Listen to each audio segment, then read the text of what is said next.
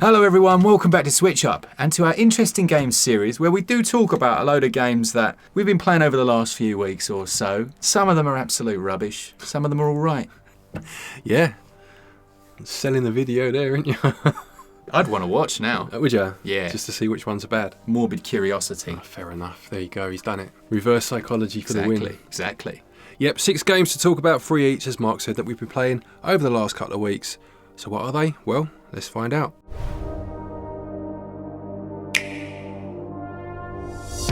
So let's just rip the band-aid off. Oh, sorry. Let's rip the plaster off. Yes, man. Sorry, he gets upset, doesn't he, when we talk in an Americanism.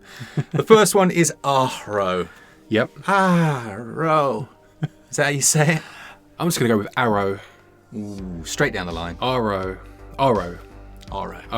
So AHRO has a very serious premise. It's essentially trying to encapsulate the feelings and experiences of someone that's suffering with anxiety, I believe, and it deals with that mental health side in its own unique way. Now, while I don't mind that premise, in fact, I think it's very admirable to try and go down that route, personally, I don't feel like it's achieving it.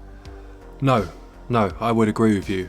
I think there's a distinction between admiring someone, as you just said, for trying to tackle a topic in video game form and enjoying the game that they've created. And I am with you. I think it's a subject that could make for a compelling video game and raise awareness at the same time.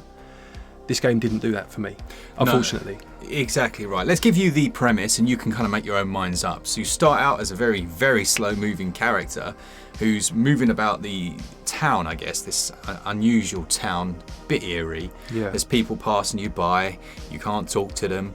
And you get the ability to essentially sit and meditate and send out a beam that can go and collect up all these circles. Orbs? Orbs, yeah, call them orbs. And then you move on to the next area and you find a bit of lore. There's a QR code that pops up on the screen that has you scanning with your mobile phone. And yeah, it's a bit odd.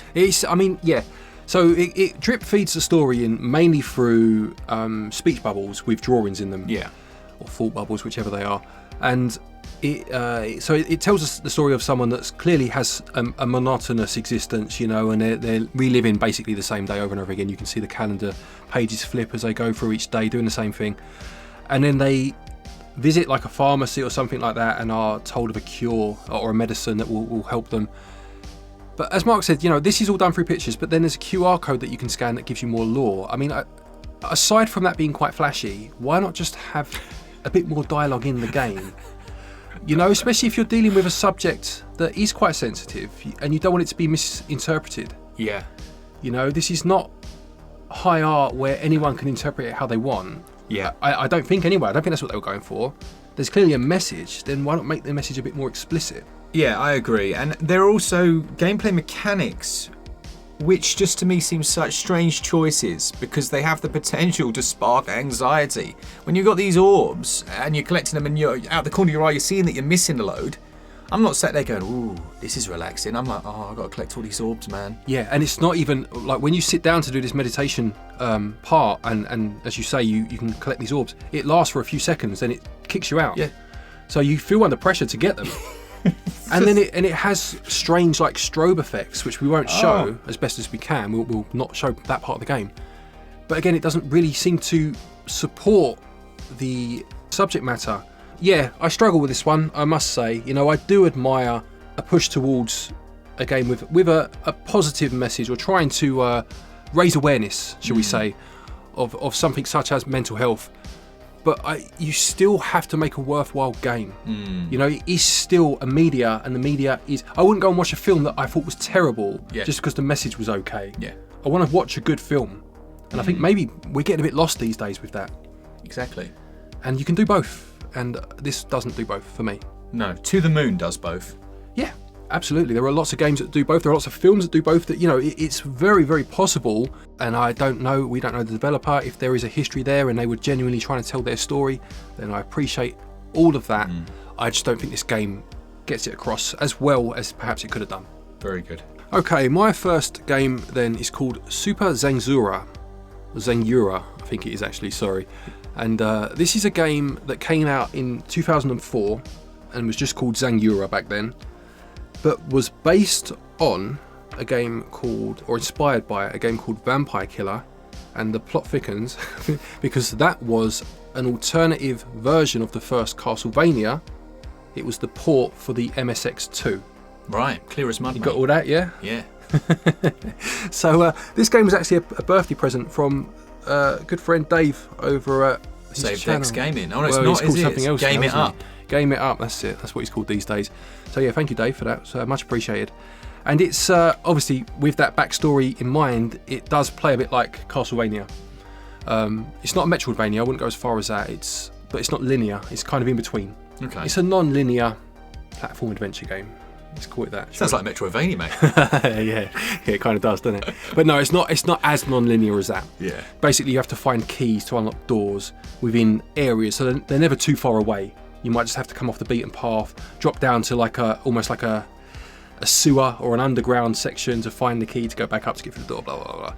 But it's actually not a bad little game. It's one of those little, possibly hidden, not hidden gem, but just a game that's been buried over time that I saw, or that has quite an interesting front cover for the physical version. But I'd never even heard of it digitally, didn't even know it existed. I've never heard of it. Keys and doors doesn't sound revolutionary, I'm not going to lie. I don't think many games are revolutionary anymore, to Doesn't be need honest. to be though, does No, it? it doesn't need to be. I mean, it's not mind-blowing, don't get me wrong, but it's a decent little game. It's quite fun. It does play or feel very much like early Castlevania games, although I would say that the character feels a bit more responsive, perhaps, not quite as heavy. Right. Has he got a storyline, or is it just... Storyline is basically you're going to beat Dracula, but they couldn't call him Dracula, so he's called the Immortal. Bob? Yeah, exactly. Bob, the vampire. You have a ball and chain. I think it's called I got one of those.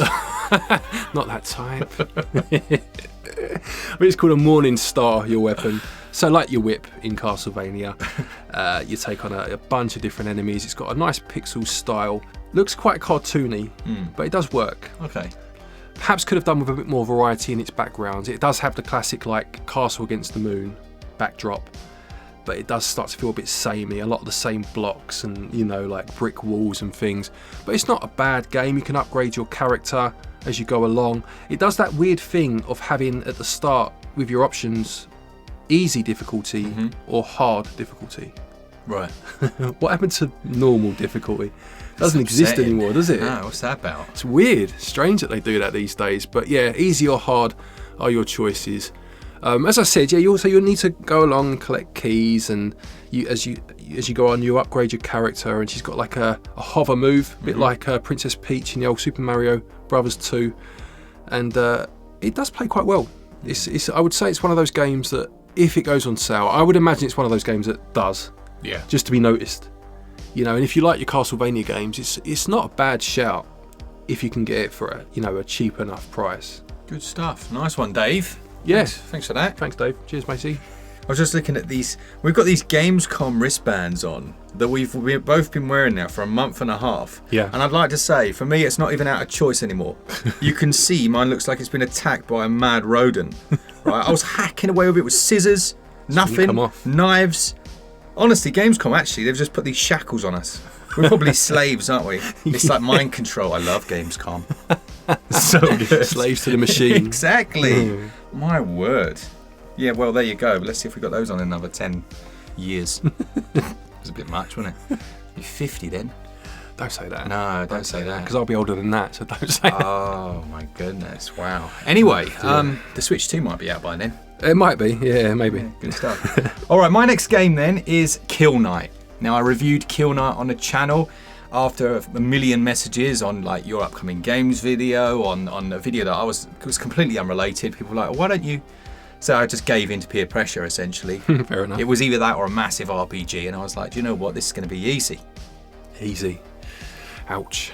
Yeah, it wasn't easy, Glenn. He learnt the hard way that day. This game's hard, man. But it is, and we were talking about this before, it's very well balanced, isn't it? So it's fair hard. I can take fair hard. Yeah, absolutely right. Yeah, there's nothing wrong with difficulty in games as long as it feels fair, and this feels very fair. It has a number of mechanics that work very well together, and it's one of those games where you can play it very much on a surface level and just kill the enemies. It's basically a twin stick shooter where you have to survive a number of different waves and move on, fight a boss at the end or whatever.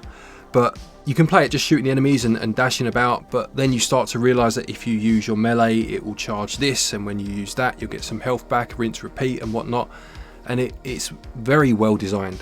It's funny because people always talk about Hades as like the master of flow, you know, like having that flow state. This, I think, almost does that better. It's like refined, isn't it? So quick. Yeah, it's very simple. It doesn't have, you know, it does have mechanics, I just said that, but they work so well together that it feels very simple to learn those mechanics. It's not a game where they're hidden away and, you know, 10 hours later you're just starting to unlock or realise certain things. Within your first couple of sessions, you can know everything there is to know. It's just then using it appropriately, isn't it?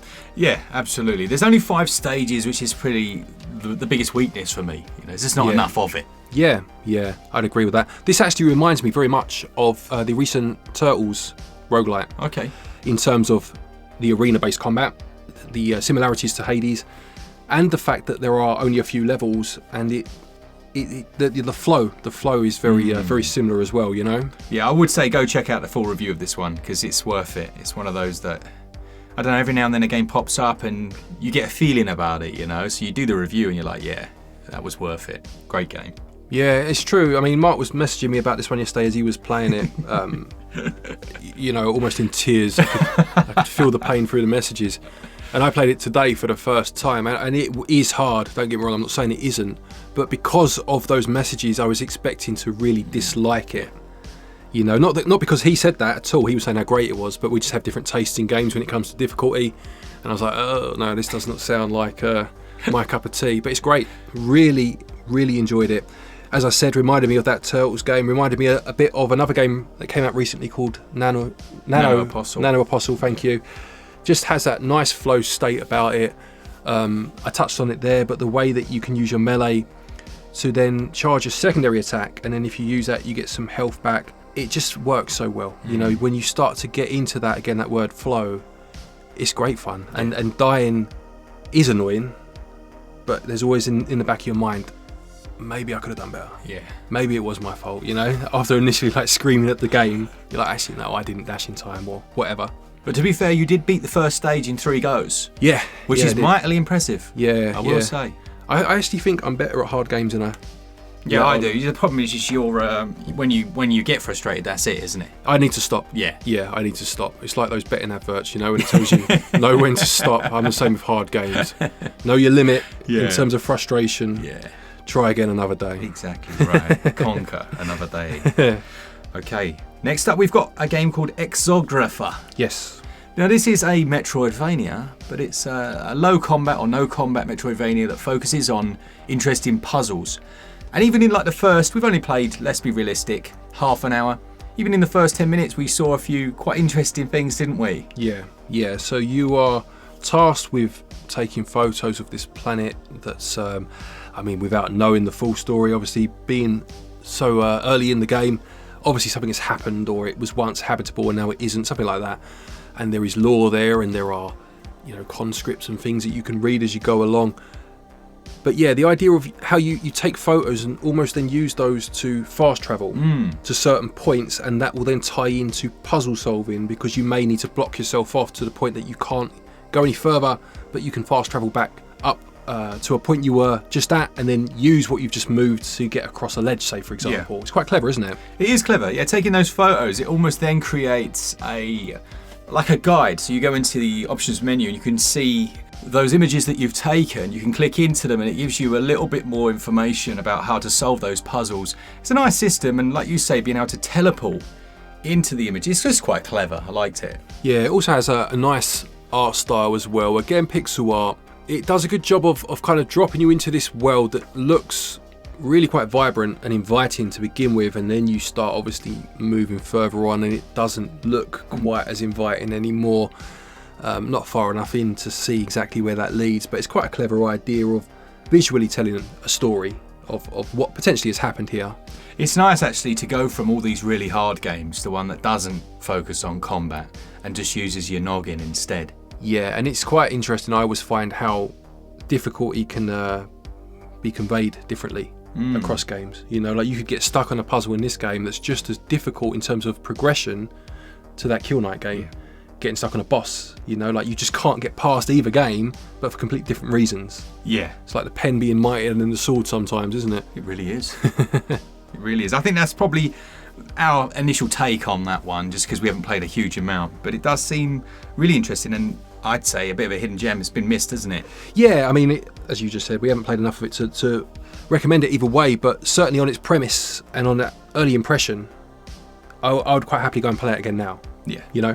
Okay, we're going to talk about one that we've spoken about many times, I'm sure, in many different videos, but we've been playing it again recently, and that's Monster Hunter Rise. What's that? Yeah, it's a good game. You should give it a try. It's a good game. It's very good. Yeah, we've just picked it up again, having, I don't know why, just left it for a while for whatever reason, but we'd got to Master Rank, the 3rd star of Master Rank, and I'll be honest, I'm sure you'll agree here, having played a fair number of these games over the years, the game to that point had started to feel a bit too easy. Yeah. You know, like we were flying through it like never before, having played, you know, as I just said, a number of these in the past, and 3-star Master Rank seems to be where the game has bitten back, Yeah. which is good. It is good. Even down to monsters having new moves introduced, you know, new attacks. There's certain things we've come across. Things like the flipping Kezu, which is a nightmare fight anyway. Yeah. He's got a few new tricks up his sleeve that really do mean that if you get in a certain sequence, you can find yourself just unable to survive. Yeah, and it's interesting because if you've never played Monster Hunter, you have to create armor based off of the monsters that you beat and the resources you get from them. You know, you carve stuff out of them. And we'd been playing through Master Rank in our high rank gear. We hadn't seen the need to upgrade to new armor until 3-star, where it was like, okay, yeah, back to the drawing board. We need to toughen up a bit because we're like paper at the minute. But it was interesting. It took until that point to feel that. Yeah, we did have a big gap. To me, it does feel like potentially difficulty has been slightly tweaked. You reckon? It was so much so because we're pretty good at the games. We're all right at them. It was so much more difficult. Maybe we were just rusty. I don't know. Maybe. But it was nice to have that challenge. Yeah, it was. It was nice to feel that challenge again. It's much better. Yeah, it makes for the game. You don't want to breeze through games. Not like that. No. That's not the point of the game, you know. But it's great to start to build new weapons again if you've never played Monster Hunter before. Much the same as I said with the armor, you do the same with weapons. You take the pieces from monsters you've beaten, and they all have elements that are attributed to them, and you can build weapons that have like a raw damage amount and then an elemental damage, whatever it may be. Poison's a good one. I generally go with poison, but then you can gem into your armor or build armor sets that enhance that further, so you'll do further poison damage, or by the same token, or by the opposite token, I guess, you can be resistant to poison if you're fighting a poison monster. It's just a very clever system, and it's just a game that we never seem to want to move on from. Even when we thought this one maybe we'd seen all there was to see, it surprised us again by ramping it up and being worth coming back to. You actually got a Monster Hunter pun there with your ramping it up. Did I? Oh yeah. Because there's the ramp up stuff, isn't there? The rampage and all of that. That's true. The Monster Hunter Wilds, which is coming obviously to all other platforms and has no announcement for Switch. Obviously, we've said this before, but Capcom had a big say in the hardware of the Switch 1 that they could get their games running on it. Yes. I'd love to see. We need more. And let's be honest, they've sold like absolute hotcakes with this. I would like, I'm sure they have, haven't they? Because it was always quite a niche game. Obviously, it was on the handhelds, starting with the PSP, would it have been, I believe? And then obviously moving across to Nintendo. But this one, possibly the one before on the PlayStation 4 and what have you, which was that Worlds? Yes. I think that's the one where maybe it was open to the audience, or to a more general audience, and obviously grown in popularity because of that. But it's a great series. What would you like to see them implement into a new game, if not the one we know about? Yeah, like a new game. I'd actually like them to go back to being able to paintball monsters in a certain way. I want to actually track them. Yes. There's a lot of fun in tracking them that we have really lost with this modern one. Yeah, because in the older games, it wasn't as open a world. It was like areas. Yeah. And you'd leave area 1, there'd be a small loading screen into area 2 and so on, which in terms of flow, obviously, was a detrimental, I guess, to the game, albeit you didn't really know any different back then. But because of that, you could paintball you'd throw a paintball and a monster, and then it would run off eventually, and you track them, and you see they're in area 5, and you could go to, you know, that was a lot of fun. And now you don't do that; it just shows you where the enemy is at all times on the map.